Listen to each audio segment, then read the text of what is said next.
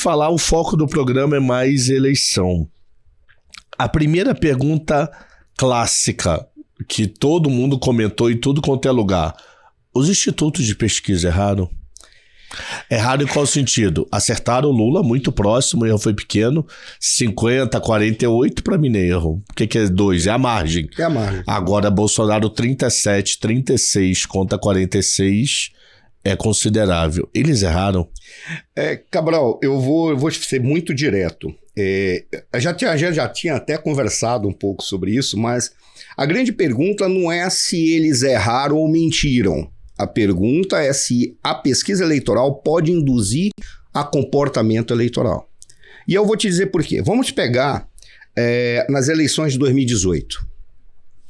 Quase todos os institutos de pesquisa, quase todos, quando falam quase a totalidade, a partir da metade de setembro, já apontavam que o Bolsonaro ia ganhar, ia para o segundo turno. Mas a margem que eles davam, a diferença entre o Bolsonaro e o Haddad era muito pequena, ou era tolerável. Como se falasse assim, é uma distância possível de ser revertida. Quando chegou o resultado, o Bolsonaro tinha quase 50 pontos, com quase 20 pontos de diferença para o Haddad. Aí fica aquela. Isso foi um erro? Ali quase todo mundo falou, sim, foi um erro. Porque isso está fora da margem de erro, isso está fora da nível de confiança da pesquisa, de 95%, essas coisas todas, e uma margem de erro de 2%, 3%, está fora, muito fora. A questão quando se pergunta é se uma pesquisa pode ou não induzir a comportamento eleitoral, eu vou te explicar contando uma história. E eu acho que eu já até contei contigo, ou com a Paula, ou com a Isa, eu não sei com quem foi, né? Mas uma vez eu fui convidado para dar uma palestra em Brasília, no Nereu Ramos, que é o auditório da Câmara dos Deputados. E ao chegar lá, me pediram para eu substituir um senador no outro dia, que ele não poderia. Eu disse, tudo bem, eu fico, para mim é uma grande honra. Só que teve um problema. Eu tinha comprado passagem e eu não tinha onde dormir. Aí eu peguei. E eu tô contando isso não é para fazer confete para mim, não. É apenas para mostrar que isso é verificável, tá? Aí eu arranjei um local para dormir, um apartamento, num resort que tinha por lá, que não tinha nem internet, nem TV a cabo. Então, só tinha TV normal, com as grandes redes. Isso em Brasília. Isso em Brasília. Só tinha as grandes redes. 3, 4 grandes redes que passavam, e algumas TVs pentecostais, né, evangélicas.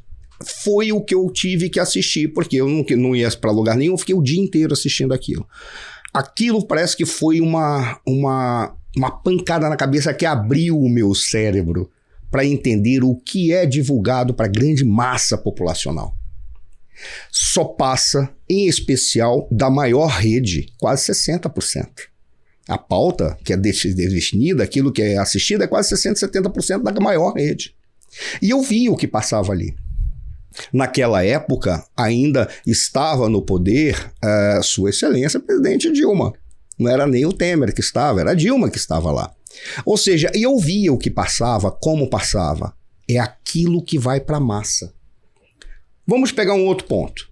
Se você for nas periferias das grandes cidades, onde está uma massa eleitoral gigantesca, aí é uma ilusão achar que o pessoal lá não tem TV a cabo, cara. O pessoal não tem internet. A internet é compartilhada, a internet de celular quando tem. Não é aquelas antenas maravilhosas, não existe isso. Ou se tem, funciona muito mal. O que ocorre? As pessoas assistem exatamente o que passa essas grandes redes. Mais ainda, imagina aquele trabalhador, em especial aqui em São Paulo, que é um dos grandes erros que nós temos em São Paulo. Os empregos estão no centro expandido, não estão na periferia. O pessoal sai da periferia para ir trabalhar no centro. São 2, 3 horas. E olha que agora a gente tem um metrô, que ainda tem um problema, o metrô, né? O metrô é um dos únicos lugares do mundo que o metrô não cumpre horário. Ele cumpre populacional, grupo populacional que está dentro do metrô. Como assim? Se você pegar às 7 horas da manhã que está bombando, o metrô é hora tal. Se você for pegar às 9h30, não tem muita gente, então fica mais lento.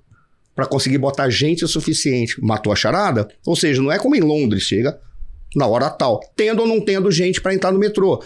Aí por que eu te digo isso? Porque mesmo com o metrô, ainda assim as pessoas perdem muito tempo para chegar. no seu local de trabalho. Agora imagina essas pessoas chegando cansadas, tendo que assistir televisão. Quando tem tempo de assistir televisão é no final de semana, que tem apenas um tipo de programação, que vai e massifica o quê? Uma informação específica sobre determinados políticos e uma informação depreciativa sobre outros políticos, independentemente de ser verdade ou não. Soma o seguinte: um tipo de informação que chega para a grande massa, que vai apenas apresentar um tipo de percepção sobre pessoas e sobre lideranças. Acrescenta isso uma pesquisa eleitoral que diz o seguinte: aquele indivíduo já está praticamente vencedor. Por quê? Porque o concorrente dele é um monstro, é um genocida, é um marginal, é um idiota, só fala bobagem. Eu não estou dizendo que não fale bobagem, mas eu estou dizendo que ninguém é 100% monstro e ninguém é 100% santo. Há coisas que são importantes que poderiam ser divulgadas, como os resultados positivos de um governo. Que esse governo tem resultados positivos, apesar de tudo que aconteceu contra ele, apesar de tudo que foi feito contra ele. Tem resultados positivos, como também no período do Lula teve resultados positivos pontualmente, como o Ciro Gomes falou. Que houve momentos positivos e muitos momentos negativos. O próprio Ciro Gomes falou isso na entrevista. Agora, soma tudo isso. Pesquisas eleitorais que são divulgadas e apresentam um tipo de resultado que pode ser coletado ou pode ser produzido a partir da metodologia que vai ser escolhida. Como é que se faz pesquisa eleitoral? A pesquisa eleitoral você pode fazer pelo método, dentro da metodologia, isso não é método, é um aspecto da metodologia. Você pode fazer por telefone, você pode fazer na esquina, você pode fazer por visita em casa, você pode fazer por robô, você pode fazer por Além disso, tem mais o quê? Como que você vai fazer a amostragem? A amostragem vai ser o quê? 1.500 pessoas, 1.800 pessoas? O censo atrasado atrapalha? Com certeza, porque a amostragem tem que levar em consideração os dados do IBGE. De 2012, né? Que é 2010. Ou seja, ele vai ter que usar os dados do IBGE. Além de usar os dados do IBGE, ele vai ter que usar outros dados de outros institutos que podem aparecer, que nem se sabe se tem confiança ou não, porque não se sabe como é que foram coletados esses dados. Muitos deles são intuitivos, ou são induzidos a partir de reflexões e elementos que foram coletados a partir de outros elementos. Aí vai, é uma somatória. Tá vendo como a amostragem pode ser subjetiva? Aí você faz perguntas. Como é que você vai fazer as perguntas? Você vai fazer a pergunta direta? Você vai chegar... Em qual desses candidatos você vota? É só isso? Ou você vai fazer um conjunto de perguntas, porque junto você está também querendo verificar não apenas a tendência eleitoral, mas o nível e o índice de rejeição. Eu lembro que uma vez eu estava conversando com o professor Percival Pugina, que é muito famoso no Rio Grande do Sul, e nós estávamos acho que numa outra rede, né? Numa outra rede, fazendo um trabalho. Aí ele disse assim, ele disse que ele tinha, estou vendendo o peixe pelo preço que eu comprei, tá? Ele disse assim, eu estava vendo a questão da confiança nas urnas. As perguntas que eu vi que o rapaz estava fazendo, a pessoa estava fazendo, era o seguinte: as urnas são muito confiáveis, são poucos confiáveis, ou não são confiáveis? Ora, quando você olha isso daí, se você fala pouco confiável ou muito confiável, o cara está interpretando que está dizendo que a população confia na urna, mas pouco confiável, vamos inverter. Você vai no hospital, tem 3 médicos, aí você faz uma pesquisa. Esse cirurgião que vai fazer a cirurgia do meu filho, ele é muito confiável, pouco confiável ou não confiável? Se 50%, 60% diz para 2 médicos que eles são pouco confiáveis, você vai fazer a cirurgia com ele? Não. Não. É toda uma questão de você ver como que se induz a resposta. Se você está fazendo e colocando junto um conjunto de perguntas que você ali pode induzir a dizer que o cara não presta, a tendência natural é na hora que faz a pergunta, não, vou votar naquele, não nesse. Você pode fazer pela metodologia das perguntas que são feitas. Eu lembro que quando teve a eleição do Trump, eu não sei se foi contigo, Cabral, mas eu citei isso.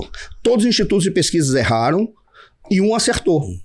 E quando foi entrevistar o cara que acertou, ele disse muito simples, porque o que nós percebíamos eram os votos constrangidos, aqueles que estavam constrangidos em assumirem quem iriam votar. O que foi que nós fizemos? Nós mantivemos a estratégia, mas modificamos a maneira de fazer pergunta para não criar o constrangimento no cara e pegar o seu sentimento real.